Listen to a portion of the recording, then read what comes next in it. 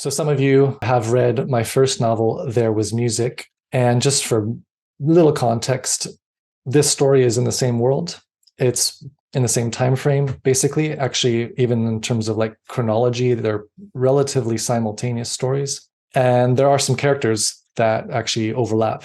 But the history of this book and how it came to be was rather unique for me. I wasn't planning to write it. I was actually planning to turn to another project, but another job I do is editing other people's books and working with authors, which I love. I met, he's not an author, he had commissioned another author to write a book. Anyway, he wanted me to edit this book he had commissioned, and I started doing so, but we quickly realized that he wasn't that satisfied with where it was at, and there was going to be a whole lot of work to do to get it to where he wanted it to be. And through dialogue, he had learned that I had written There Was Music, so he had read it. And then ultimately, he asked me if I was interested in writing his concept. So through a series of dialogue, decided that I'd be interested if it was in the world I'd already created, because that already had so much time and texture to it, as opposed to creating something brand new. The basic vision was a story of three characters, particularly inspired by three Enneagram types. And also, he had already this concept kind of inspired by Greek mythology, namely Hephaestus and Aphrodite, and then Ares, which was kind of like a Greek love triangle. So those were the main really prompt points, with a whole lot of room for creativity on my part, which attracted me to it. There was a lot of freedom. He gave me an immense amount of freedom, but we dialogued throughout, him writing off, giving approval for the outlining process, the character development, and then, as I wrote chapters. Our interaction began in November 9th of 2020. About a month later, I started outlining. And then 2 weeks after that, once all was approved, started writing it. And then 7 months later, finished the first draft. And I have to shout out, thank you to a fellow writer, Bill Olson, who beta read that first draft and gave a lot of helpful feedback, which we took and deliberated a lot about, because one of the unique visions of the book also was with these three characters telling basically the same story, but from 3 different points of view. And a major challenge of that then is making each of those stories feel fresh and interesting and not just redundant. And so that's where a lot of the heavy editing had to really delve in, especially with part 3. But ultimately, 11 months after that first draft was finished, so nearly a year, the book version that he was going to gift was finished. He printed it himself as a unique copy. So that was May 2022. Nearly a year later, here we are, April 2nd, finally publishing it. I definitely was influenced by The Lord of the Rings growing up, among a few other fantasy novels, kind of classic fantasy inspiration. But actually more of my reading and thereby sort of writing inspiration, I would say, has come from like literary fiction, particularly ones that I think delve into characters more than plot, and I especially love ones that delve into the psychology of a character, or maybe the sociological dynamics, nuances. So, for example, I find Dostoevsky fascinating, like The Idiot or The Brothers Karamazov, or Tolstoy even. Some more contemporary authors. Jan Martel, I think, is really interesting, who's most known for Life of Pi, or a contemporary, well, semi-contemporary American Jewish author, Chaim Potok. Or Margaret Atwood, I think, does some very interesting things in social commentary in a more indirect way. So there are many, and certainly just a study of history and life and identity is a major theme that I just find interesting in whatever way we can approach it. Even in this, even though it's a fantasy story, which I enjoy I say I like fantasy usually because of the wide color palette you can use to paint with. That's interesting and creative and just kind of a fresh start versus writing something just contemporary where you're kind of bound by a lot more preconceptions of sociopolitics, etc. Even though those things certainly influence the world building aspects, that gives more of a free rein, because I don't want it to be like allegory or illusion, like this nation's clearly like this nation in our current world, or that one, or whatever. Like, I want it to be more amorphous than that to some extent, but still touch on familiar themes. And that can influence me from anything from life experiences to current affairs to past history to psychology, philosophy, religion, and certainly literature, because of how literature works to do so, sometimes more subtly at least.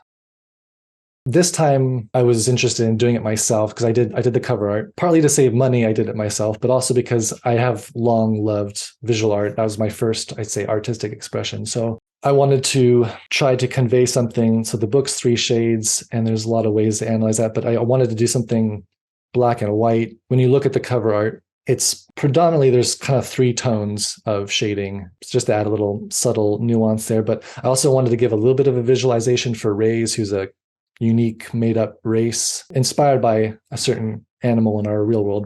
The idea is always to try to create something that has a representative element of something in the book, but also more that transcends it symbolically, that can speak at multiple levels. Because even the title, Three Shades, can be interpreted at a number of different levels.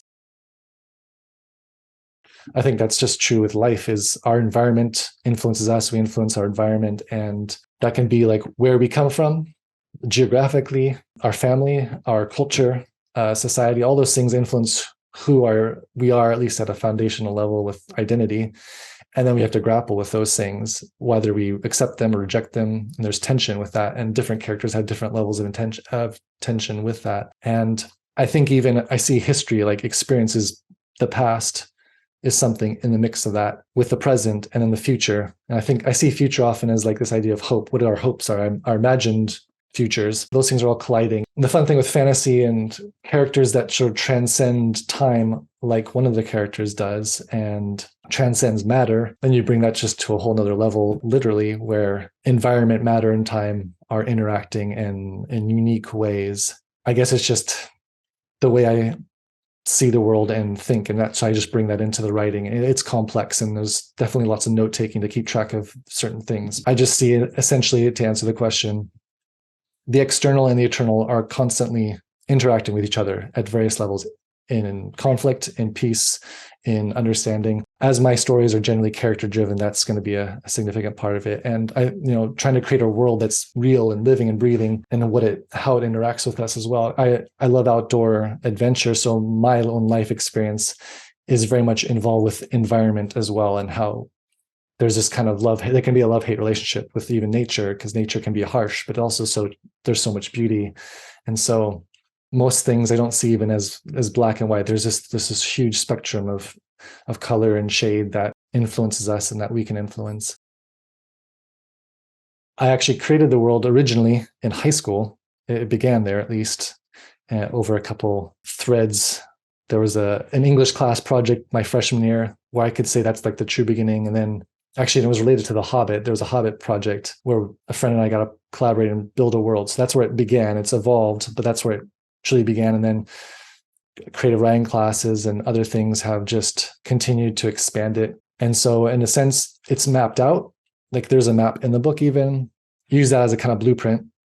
What those places look like, I start filling in with personal experience of places and how I imagine the ecosystem. But then as you fill in all the other details, culture and just history of those places, it kind of brings new life to them and what they mean to characters. So in a way, yeah, the characters bring out new aspects of the environment, but I at least have a kind of foundation set through just decades of time of investing in it. It's fun to keep discovering. I mean, in this book, I created a new race. Reyes' race wasn't originally created, but I created it for this book, and I'm excited about where it could lead. And I kind of explored a little north beyond the map and its boundary.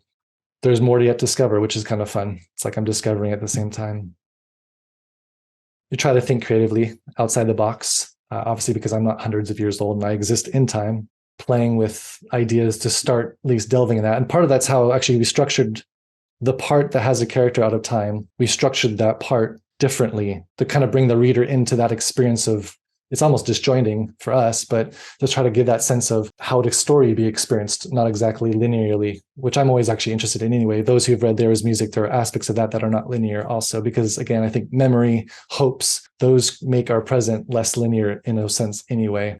The short answer is, yeah, that's part of the creative process as an artist, is you try to imagine what is previously unimaginable, I guess, but drawing from other inspirations, ideas, thinking about it and trying to build from there.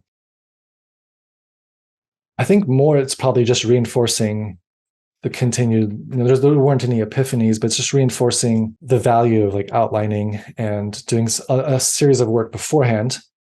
At least that works for me, but also trying to think outside the box, and the value of having feedback before, the book is finished. My friend Bill Olson, who read the review, or even if I had conversations with Angus, they brought questions and perspectives that maybe I wouldn't have thought by myself. So sometimes that initial feedback from peer reviews is really helpful, or from editors, whoever, can help raise questions that maybe I hadn't thought about, point out things that need to be sharpened. And so I think I knew that before, and it's just reinforcing the habits and the discipline in a sense. I think just being able to achieve the vision, which was a bit unique and ambitious, of telling a story 3 times, but with distinct revelations. Hopefully, it's been done effectively. There have been some films that have done something similar, Rashomon by Akira Kurosawa. Even in the sense, The Last Duel by Ridley Scott does something similar, but it's not as common. And you can see why. It is challenging because you're trying to keep readers' interest. And I guess time will prove whether their interest is kept fully, but I'm proud of it. I feel like it works pretty well for what the vision of it is. Yeah, it's just, there's something satisfying to seeing the finished project and feeling like it achieved what you set out to do. And especially in a very unique context of almost like having a patron with a vision and collaborating. That was new to both of us.